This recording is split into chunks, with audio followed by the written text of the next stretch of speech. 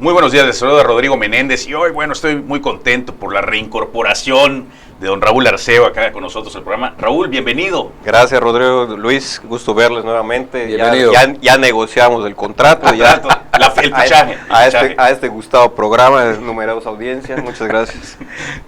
Don Luis Evia. Mi querido Rodrigo, gracias como siempre. Bienvenido, Raúl. Un beso. Y de verdad, pues muy a gusto porque es una reincorporación realmente después de ya bastantes semanas Algunas semanas, 2 que meses te había sido. menos. Oye, bueno, pues el primer tema que metería en la mesa sería el problema que se ocasionó, el disturbio que hubo en la Cámara de Diputados, en el Congreso de la Unión, donde un diputado, cuando menos el diputado federal Elías Licha, fue agredido por parte de un compañero, ni tan compañero, ¿no? Pero compañero diputado de Morena, ¿no? Y llegar a las manos, eso es lo que es reprobable, ¿no? Sin argumentos, llegan a las manos. Raúl Arceo, ¿qué opinas? Bueno, esos zafarranchos se dan en todos los congresos de todo el mundo, ¿no? Sin embargo, te habla de una polarización que hay no solamente en el Congreso, te habla de una polarización que hay en la sociedad, te habla de una polarización que ha marcado este gobierno, porque es la línea estar polarizando con los medios de comunicación, con los empresarios, con todo aquel que no esté a favor de este gobierno, ¿no?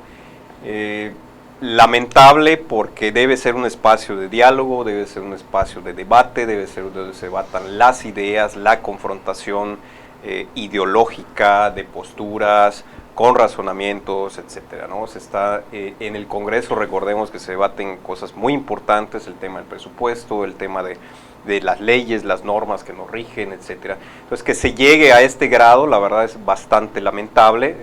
Le toca una medio zarandeada a nuestro coterráneo Elías Licha por tratar de rescatar de alguna manera a una diputada que estaba allá en el estrado y que no le permitían bajar. Usted habla pues un grado de descomposición incluso a nivel político. Luis Evia, no me vas a decir que estás de acuerdo con Raúl Arceo, completamente. Lo que quiero es que haya algún debate, porque el siguiente tema seguramente no van a coincidir. Claro, yo creo que en este tipo de asuntos la gran mayoría de los mexicanos coincidimos en señalar y cuestionar el llegar a un nivel de violencia que rebasa a posturas que pudieran parecer a lo mejor irrespetuosas, que la hemos visto en diversas sesiones del Congreso en México, o en el mundo, como señala Raúl, pero que bueno, de una u otra manera no rebasa a expresiones, a lo mejor verbales, expresiones que se puedan manifestar con alguna demostración de inconformidad o de molestia, con mantas, con una serie de acciones que, bueno, denotan, por un lado, tal vez inconformidad o discrepancia con algunos temas, pero que se expresan en ese ámbito de que tal vez se delimita en la libertad de expresión, respetando de una u otra manera a los pares, en este caso a los integrantes del Congreso. Lo que observamos en esta sesión, y lo señalabas acertadamente, Rodrigo, visualizamos la agresión que un diputado de Morena realizó contra un diputado de Acción Nacional, el diputado Elías Licha, del estado de Yucatán, pero no hay que perder el contexto en el que se da esta agresión física. Previo a ello, en el uso de la voz, en el derecho que le asiste como diputada, una diputada haciendo uso de la voz del Partido Acción Nacional, ve invadido el espacio de la tribuna por diputados de Morena, que trataban de impedir su posicionamiento, el posicionamiento de la diputada del PAN, y que esto también denota un acto de intolerancia, un acto de respetar las reglas de la práctica legislativa, y que bueno, tenemos también antecedentes que se dieron, por ejemplo, en el caso de la intervención en tribuna de la diputada Margarita Zavala, donde de nuevo el grupo mayoritario en la Cámara de Diputados expresa su desaprobación, dándole espalda a esta intervención. No estoy diciendo ni justificando lo que no es violencia física, o sí lo es. Lo que estoy hablando, y coincido en eso con Raúl, insisto, creo que la mayoría de los mexicanos coincidimos, es que ese ánimo de polarización que se ha venido generando en los últimos años en el espacio público pues hoy se traduce y se refleja en la Cámara de Diputados, cosa que no es, yo diría, ajeno a lo que pasa en la sociedad. Al final de cuentas, la Cámara de Diputados pues es la representación precisamente popular de todos nosotros. Entonces, yo creo que no es un tema menor, ojalá que en el espacio de la Junta de la JUCOPO, de la Junta de Coordinación Política de la Cámara de Diputados, donde están representadas todas las fracciones parlamentarias con sus coordinadores, pues hayan llamado al orden, aparentemente después en la sesión posterior, unas horas unos minutos después, ya se había establecido el orden en la sesión. Entonces, ojalá que esto haya sido un evento único, que no lo volvamos a ver, que no llegue a extremos donde, como aquí se ha señalado, el espacio de discusión de ideas, de posturas, de propuestas, se convierta en un espacio de agresiones físicas. Bueno, creo que coincidimos los tres en que es reprobable y que no debe volver a suceder. Y sobre todo, perdón Rodrigo, sobre todo cuando, tanto PAN como PRI han sido mayoría también, tanto en congresos locales como federales. De hecho, se llevan bien ahorita, se han llevado más antes. Somos uno mismo. No, pero a lo que voy es que tanto PAN como PRI han sido mayoría. Sí. Y desde la mayoría yo creo que lo mínimo que le debe respetar a la oposición, que además también está en su derecho de hacer protesta pacífica, etcétera, etcétera, es su derecho de expresarse. Y tienen derecho a manifestarse, etcétera. Pero digo, lo mínimo que debe respetar a la oposición es su derecho a manifestar su postura, aunque luego lo mayoritees. Pero es lo mínimo. Lo que no entiendo es que desde la mayoría ejerzas la violencia para impedir una postura sobre determinado punto, ¿no? Sí. Oye, bueno, pues en otro orden de ideas tenemos también el caso que pues, sonado y que fue hace unos días. 4 expresidentes del PRI se pronunciaron a que el PRI vote en contra de la reforma energética propuesta por el presidente. Los 4 expresidentes del PRI son Manlio Fabio Beltrones, Ochoa Reza, Dulce María Sauri y Pedro Joaquín Codwell. Este último fue secretario de Energía también. Raúl Arceo. Yo creo que el PRI está en una coyuntura de saber qué quiere, ¿no? Sabemos que la posición del PRI a nivel nacional políticamente está complicada. Yo creo que se juega mucho su supervivencia también para tener una postura respecto a los temas nacionales. Y también es un tema de principios dentro del PRI, dentro del PAN, dentro de los partidos. No puede ser que en un gobierno donde tú gobernaste estés a favor de determinadas políticas y en el siguiente por una serie de conveniencias de partido, pero de partido o de posturas personales, como parece que es el caso del presidente del PRI.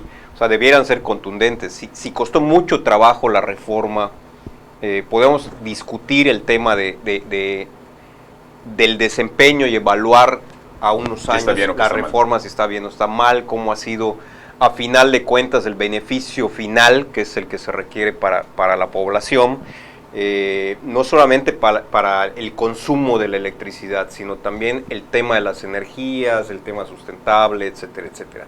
Entonces podemos evaluar eso, pero no puede ser que 6 años después, 8 años después, tú digas, oye, lo voy a pensar. Entonces todo el ejercicio que se hizo, el gobierno, el país no puede estar sujeto a cambios tan drásticos de política, ¿no? O sea, atraemos inversiones, les damos esperanzas, les decimos que este es el camino, y toda la inversión que hiciste te dice, oye, ¿sabes qué? Que siempre no. Entonces la certeza que hay para invertir en el país se cae, además que estamos yendo en contra de la corriente en general.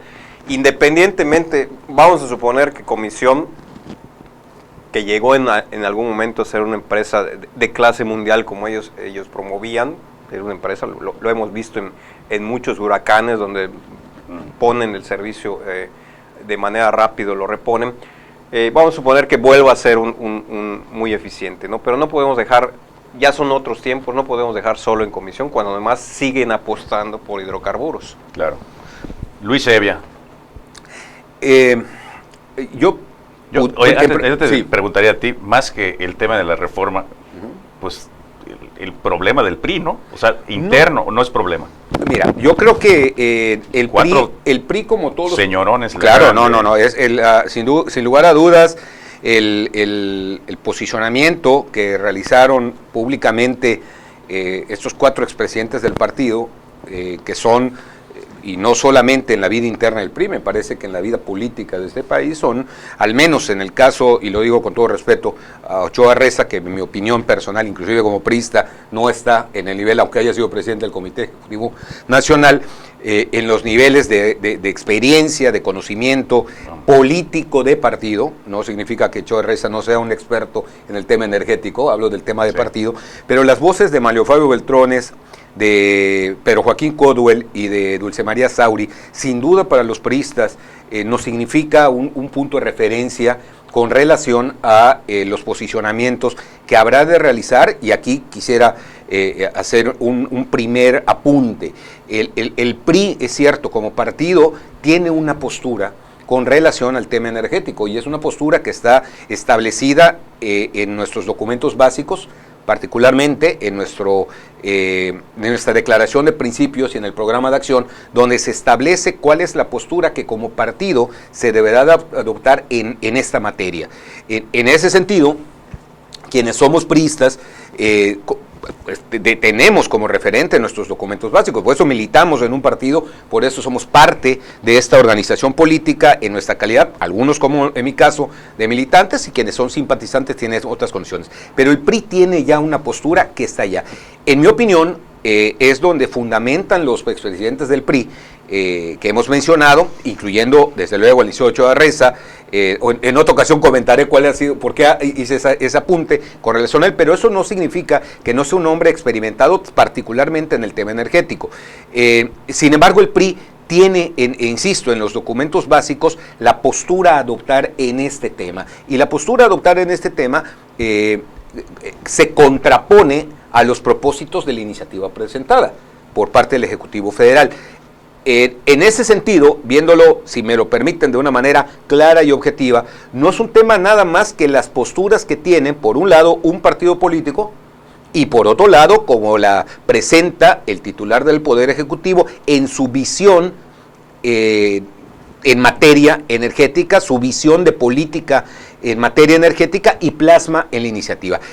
En ese sentido, el ámbito de la discusión de los partidos, en mi opinión, resulta pues ociosa. ¿Por qué? Porque al final de cuentas son 500 diputados de la Cámara de Diputados, como Cámara de Origen, que es la que conoce la iniciativa, los que deberán decidir en primera instancia la viabilidad o no, las modificaciones o no que pueda sufrir la iniciativa que presente el Ejecutivo. Requieren 2/3 partes de diputados presentes en esa sesión, esto es 333 diputados.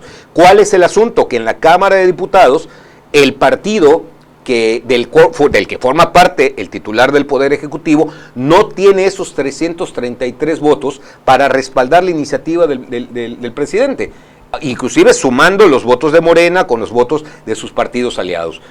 De tal manera que el tema se circunscribe más que a un debate, en mi opinión, de rebatinga, como se ha querido dar, política partidista. Es un tema de política y de construcción de consensos y acuerdos en el órgano legislativo.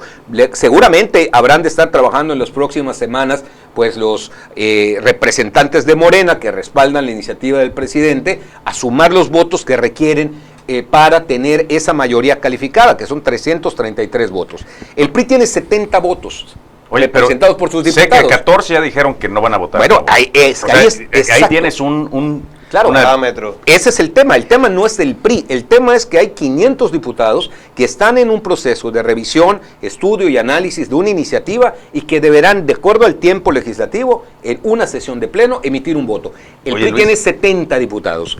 En primer lugar, tienen que sujetarse a lo que establece los documentos básicos de su partido. Pero de no hacerlo, Raúl, sería violentar lo que establece en principios documentales. Y también le da la excusa ha pasado con el PAN, y también le da la excusa a esos diputados del PRI para decir, bueno, ok, también ya no me quedé en mi partido, me voy con Morena. Y aquí viene un interesante, de 249, si no me falla el número, que tiene Morena, y acaso, ¿por qué no pensar que dentro de esa fracción de Morena habrá ¿Alguno? diputados que no estén de acuerdo con la iniciativa del presidente. Ayer en la sesión, ayer o antier lo vimos, en el tema de del gravamen a las aportaciones a las organizaciones civiles, una diputada de Morena presentó una modificación al dictamen para que hubiera una prórroga de 1 año con relación a este tema, sí, y se le fueron encima a sus diputados. Entonces, dentro de la voz discordante o a favor de las fracciones parlamentarias, yo lo que ubicaría son 500 diputados. Yo esperaría, como priista, desde luego, que en primera instancia los diputados del PRI respeten lo que mandate el estatuto. Pero sí está muy claro el estatuto para decir que... yo sé que lo tuvieron que cambiar ex profeso en esa asamblea. En la 22 asamblea, pudiera ser... Ahí lo pueden volver a cambiar. En el asunto de fondo... los estatutos se pueden cambiar. Claro, no, y eso es válido. Lo digo, en la reforma estatutaria de la 22ª asamblea del PRI se hacen los ajustes porque ya éramos de nuevo gobierno. La anterior asamblea se realizó porque éramos oposición. Hoy, ¿qué pasa? Nuestro estatuto creo que tiene, y amerita una revisión, ya están convocando a la Asamblea Nacional, pero el momento hoy vigente, el documento vigente es el que establece. Perdón, ¿no será una más pregunta para lo institucional en el partido? Pues yo creo que las voces de quienes hemos comentado y ahora ha señalado de los expresidentes nos llaman a una institucionalidad que es lo que le ha dado fortaleza al partido. En el partido puede haber discordancias, puede haber opiniones diferentes. Dentro del marco de tus estatutos. Dentro del marco del estatuto, exacto. El criterio objetivo es ¿La votación es antes o después de la asamblea del PRI? Pues no sé cómo estén los tiempos legislativos y la asamblea del PRI está programada para finales de este año. Porque así que, no intentaría cambiar el estatuto como para ahí entonces sí estaríamos hablando de un gran debate nacional de las posturas que hacia dentro del PRI pudieran darse en esa reforma, eventual reforma estatutaria. El impacto va a ser no solamente dentro del PRI, también va a ser dentro del bloque opositor. Ese es el otro aspecto del análisis. Que vamos a platicar la próxima semana. Que son los compromisos ya con relación a la alianza. Ya se nos acaba el tiempo. Le agradezco muchísimo a Raúl Arceo la reincorporación, a Luis Evia. Nos vamos a un corte y volvemos.